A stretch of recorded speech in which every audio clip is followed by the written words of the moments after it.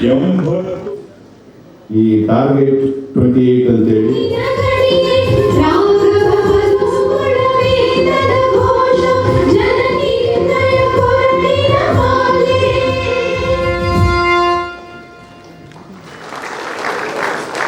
ಮಾನ್ಯ ಸಿದ್ದರಾಮಯ್ಯ ಸರ್ ಅವರಿಗೆ ಹೂಗುಚ್ಛವನ್ನು ನೀಡುವ ಮೂಲಕ ಸ್ವಾಗತವನ್ನು ಕೋರಿ ಪದಾಧಿಕಾರಿಗಳು ಬಂದಿದ್ದಾರೆ ಮತ್ತು ಕರ್ನಾಟಕದಲ್ಲಿ ಇರ್ತಕ್ಕಂಥ Ladies and gentlemen, boys and girls, put your hands together in unison.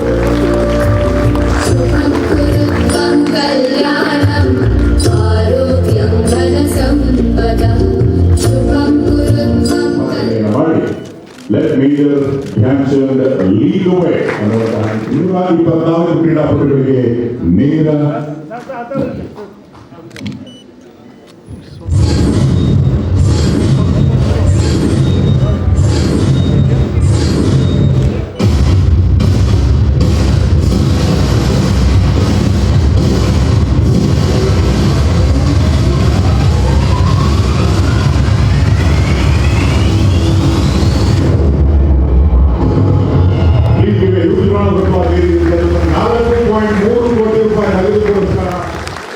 ಈ ಕಾರ್ಯಕ್ರಮಕ್ಕೆ ಬಂದಿರತಕ್ಕಂಥ 33ನೇ ಸ್ಥಾನದಲ್ಲಿದ್ದಾರೆ. ಆದರೆ ಇಡೀ ಇಂಡಿಯಾದಲ್ಲಿ ತಮ್ಮ ಸ್ಥಾನವನ್ನು ಮೂಡಿಸಿದ್ದಾರೆ. ಏಷ್ಯಾ ಬ್ಯಾಡ್ಮಿಂಟನ್ ವಿಶ್ವದ ಚಾಂಪಿಯನ್ಶಿಪ್ 2023 ಕಂಚಿನ ಪದಕ.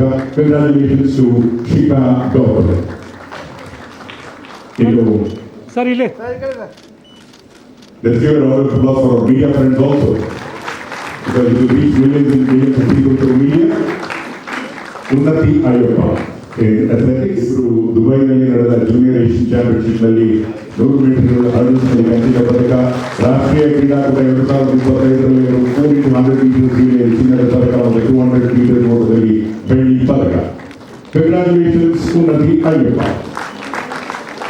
ಜ್ಯೋತಿಕಾ ಅವರ ನಂತರ ಪ್ರಜ್ವಲ್ ದೇವ್ ಹಾಗೂ ಜಾನಥನ್ ಅವರು ರೆಡಿಯಾಗಿರಬೇಕು. ಜ್ಯೋತಿಕಾ ಅವರು 2004 ಮೀಟರ್ ಓಟದಲ್ಲಿ 2ನೇ ಸ್ಥಾನವನ್ನು ಪಡೆದಿದ್ದಾರೆ. 83ನೇ ಅಖಿಲ ಭಾರತ ಅಂತರ ವಿಶ್ವವಿದ್ಯಾಲಯ ಅಥ್ಲೆಟಿಕ್ ಮೀಟರ್ 2024 4x100 ಮೀಟರ್ಸ್ ಕ್ರೀಡೆಯಲ್ಲಿ 3ನೇ ಸ್ಥಾನವನ್ನು ಗಳಿಸಿದ್ದಾರೆ. ಹಲವು ಪುರಸ್ಕಾರಗಳನ್ನು ಜ್ಯೋತಿಕಾ ಪಡೆದಿದ್ದಾರೆ. Congratulations to Jyothika. ನಂತರ ಈ ರೀತಿ ಕ್ರೀಡಾಪಟುಗಳಿಗೆ ಬೆಂಬಲವನ್ನ ನೀಡಿಲ್ಲ. ಗುಂಪು ಎ ಮತ್ತು ಗ್ರೂಪ್ ಬಿ ಇತರೆ ಹುದ್ದೆಗಳಿಗೆ ನೇರ ನೇಮಕಾತಿ. 11 ಸಾಧಕ ಕ್ರೀಡಾಪಟುಗಳು ಈಗಾಗಲೇ ನೇಮಕಾತಿಯನ್ನು ಪಡೆದಿದ್ದಾರೆ. ಪೊಲೀಸ್ ಇಲಾಖೆಯಲ್ಲಿ 2% ಹುದ್ದೆಗಳನ್ನು ಕ್ರೀಡಾಪಟುಗಳಿಗೆ.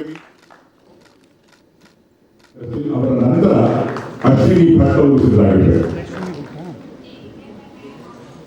ಏಷ್ಯನ್ ಚಾಂಪಿಯನ್ಸ್ ಟ್ರೋಫಿ 2024 ಆಗಿನ ವಿಶ್ವಕಪ್ ಒಮಾನ್ 2024 ಭಾರತಕ್ಕೆ 5ನೇ ಸ್ಥಾನ. ಮೊಹಮ್ಮದ್ ರಹೀಂ ಮೌಸೀನ್ ಅಪಾರ ಕೊಡುಗೆಯನ್ನು ನೀಡಿದ್ದಾರೆ. ಅವರಿಗೆ ಸನ್ಮಾನ್ಯ ಮುಖ್ಯಮಂತ್ರಿಗಳು ಅತ್ಯಂತ ಸಂತೋಷದಿಂದ ಗೌರವ. Congratulations to Mohammed Rahim ಮೌಸೀನ್.